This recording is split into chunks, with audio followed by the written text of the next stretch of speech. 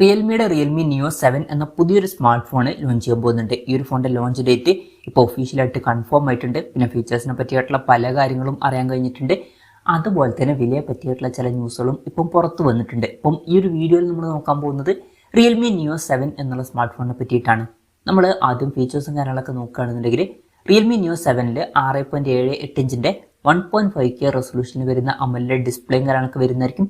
അപ്പം ഇതിൽ full HD റെസൊല്യൂഷനേക്കാളും better ആയിട്ടുള്ള റെസൊല്യൂഷനൊക്കെ വരും.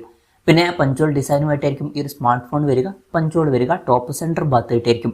ഡിസ്പ്ലേയിൽ 144 ഹെർട്സിന്റെ റിഫ്രഷ് റേറ്റും കാര്യങ്ങളൊക്കെ സപ്പോർട്ട് ചെയ്യുന്നതായിരിക്കും. 10 ബിറ്റ് ഡിസ്പ്ലേ പോലുള്ള ഫീച്ചേഴ്സും കാര്യങ്ങളൊക്കെ ഇതിൽ വരുന്നതായിരിക്കും.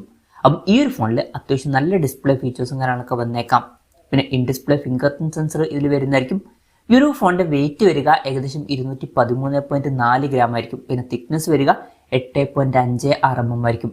പിന്നെ IP68 69 റേറ്റിംഗ് കാര്യങ്ങളൊക്കെ ഇതിൽ സപ്പോർട്ട് ചെയ്യുന്നതായിരിക്കും. മികച്ചൊരു IP റേറ്റിംഗ് ഇതിൽ വന്നേക്കാം. ഈ ഫോൺ വാട്ടർ റെസിസ്റ്റൻറ്റും അതുപോലെ തന്നെ ടെസ്റ്റ് റെസിസ്റ്റൻ്റ് ഒക്കെ ആയിരിക്കും.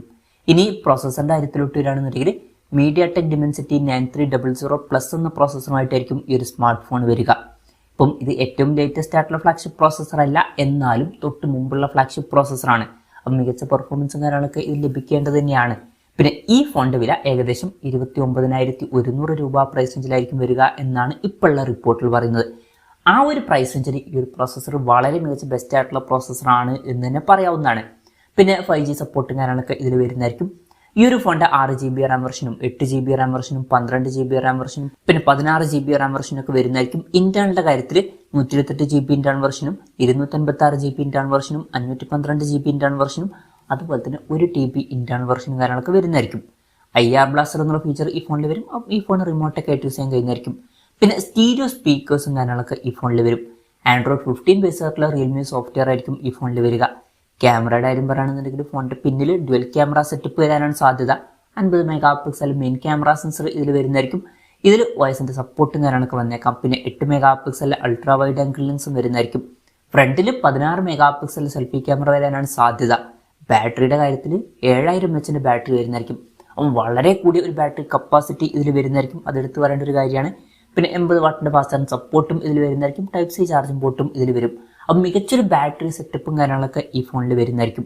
അപ്പം ഇതൊക്കെയാണ് ഫീച്ചേഴ്സിനെ പറ്റി പറയാനുള്ള കാര്യങ്ങൾ. ഇനി ലോഞ്ച് ഡേറ്റിന്റെ കാര്യം പറയുകയാണെന്നുണ്ടെങ്കിൽ December 11 ഈ സ്മാർട്ട് ഫോൺ ലോഞ്ച് ചെയ്യാൻ പോകുന്നത്. പക്ഷേ ആ ഒരു ദിവസം ഇന്ത്യൻ മാർക്കറ്റിൽ ഈ ഫോൺ ലോഞ്ച് ചെയ്യില്ല. ആ ഒരു ദിവസം ചൈനീസ് മാർക്കറ്റിലായിരിക്കും ഈ ഫോൺ ലോഞ്ച് ചെയ്യുക. പിന്നെ ഇന്ത്യയിൽ ഈ ഫോൺ ലോഞ്ച് ചെയ്യുമെന്ന് വെച്ചാൽ ചിലപ്പം ലോഞ്ച് ചെയ്തേക്കാം. പക്ഷെ അതിനെ പറ്റിയിട്ടുള്ള ന്യൂസുകളൊന്നും ഇപ്പം പുറത്ത് വന്നിട്ടില്ല. പിന്നെ ഇതേ ഒരു പേരിൽ ആയിക്കോളണം എന്നില്ല. വേറെ പേരിലൊക്കെ ആയിട്ടും ഈ ഫോൺ ചിലപ്പം ഇന്ത്യൻ മാർക്കറ്റിൽ ലോഞ്ച് ചെയ്തേക്കാം. ഇനി വിലയുടെ കാര്യം പറയുകയാണെന്നുണ്ടെങ്കിൽ ചൈനീസ് മാർക്കറ്റിൽ ഈ ഫോണിന്റെ വില 2499 യുവാൻ ആയിരിക്കുമെന്നാണ് റിപ്പോർട്ടിൽ പറയുന്നത്. അതായത് 29,100 രൂപ പ്രൈസ് റേഞ്ചിൽ.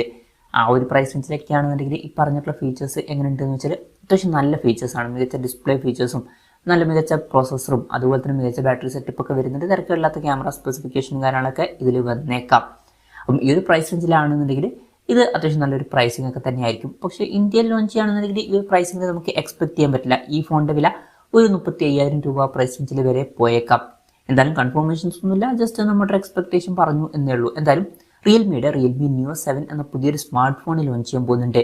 ഈ ഒരു ഫോണിനെ പറ്റിയിട്ടുള്ള നിങ്ങളുടെ അഭിപ്രായം ജസ്റ്റ് ഒന്ന് കമന്റ് ചെയ്യുക. അതുപോലെ തന്നെ ഈ ഒരു സ്മാർട്ട് ഫോൺ ഇന്ത്യൻ മാർക്കറ്റിൽ നിങ്ങൾ ഏത് പ്രൈസിംഗിലാണ് എക്സ്പെക്ട് ചെയ്യുന്നത് എന്നുള്ള കാര്യം കൂടി ജസ്റ്റ് ഒന്ന് കമന്റ് ചെയ്യുക.